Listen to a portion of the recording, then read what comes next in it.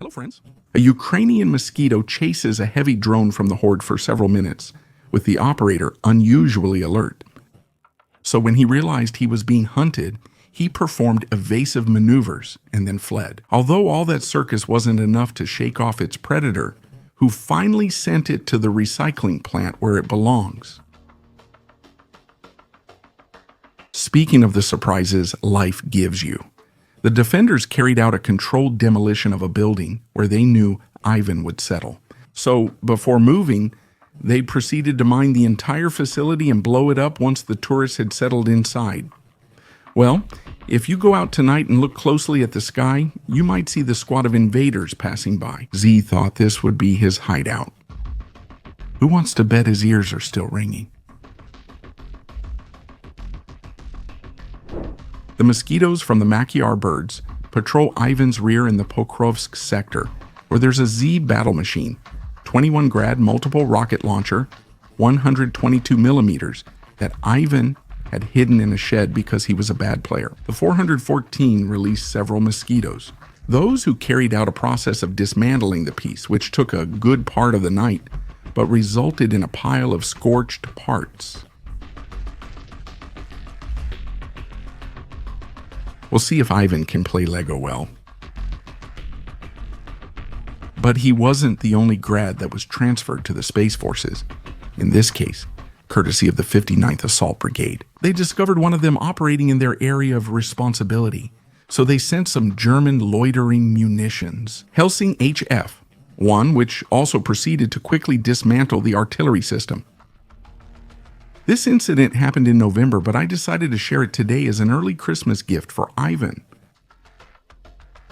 On December 14, Ukrainian drones precisely struck a moving convoy of Russia's renowned S-400 Triumph air defense system near the village of Ravka in Russia's Belgorod region, an area close to Ukraine, which is why it should have been marked as dangerous. But do you already know Ivan?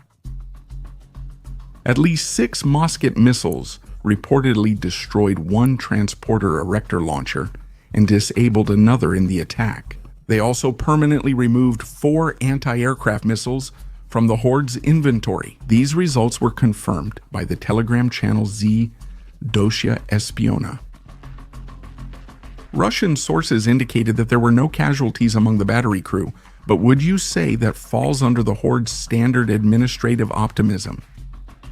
The S-400 convoy was changing position, possibly to counter Ukrainian air activity, whose F-16S and MiG-29AS have been constantly attacking the invaders' positions on the Kharkiv region border.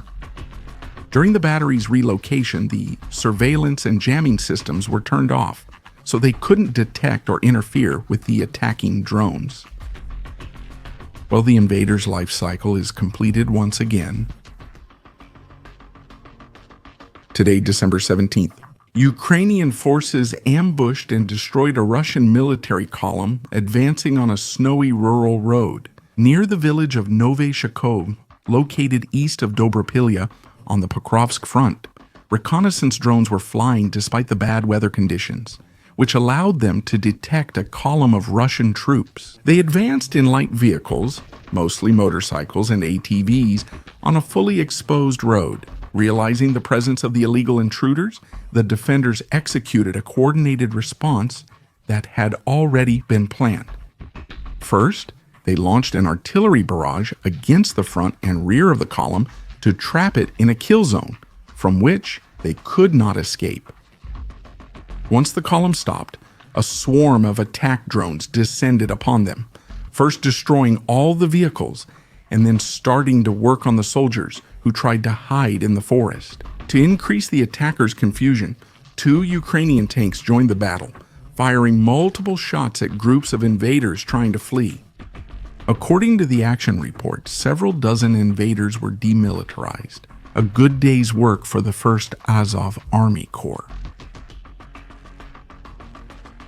Logistics update, plenty of news. First, let's start with the commander of the German Naval Aviation, Captain Broder Nielsen, who commented to a defense publication, "Hannes, since they have already received their first NATO helicopter, 90 Sea Tiger helicopters, they will begin retiring their fleet of Sea Lynx naval helicopters, which operate on board German Navy frigates and specialize in anti-submarine warfare, indicating that they are expected to be transferred to Ukraine next year. Germany operates 21C Lynx helicopters upgraded to the Mark 88 standard in the 1990s. They were later upgraded again in 2013 with the installation of new electro-optical and infrared sensors. In the German Navy, these helicopters operated from frigates and performed various maritime missions. So transferring them to Ukraine will let them serve the same purpose on the two Ada-class corvettes of the Ukrainian Navy. As for its capabilities, the Sea Lynx is equipped with the Sea Spray 3000 radar, a dipping sonar system, and infrared search equipment. Its armament includes Mu-90 and Mark 46 torpedoes, the MVDA Sea Squad, air-to-surface missile, and a 12.7mm machine gun operated by a door gunner.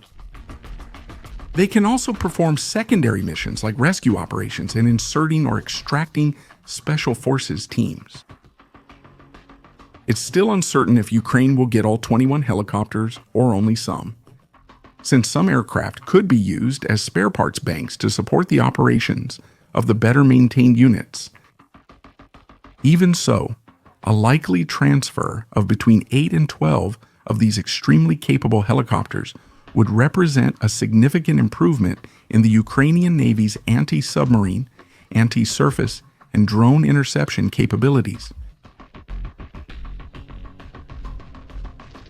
This is also excellent news. The production of Vodana's self-propelled howitzers within Ukraine experienced a series of delays due to the specialized vehicle chassis capable of carrying the system and withstanding the harsh wear and tear they experience on the battlefield. That even forced the defenders to develop a towed version in order to continue supplying their frontline units with new 155mm heavy artillery pieces. To prevent this from happening again, the German government decided to provide funding for the construction of 200 new howitzer units. Vodana will also receive 200 heavy Mercedes-Benz Setro's 8x8 trucks in a new military aid package, in addition to the 1,000 already being delivered. Avan will have many headaches, which is more than justified given what happens to Ukrainian cities when the invading horde arrives to liberate them. In this case, the victim was the city of Konstantinivka.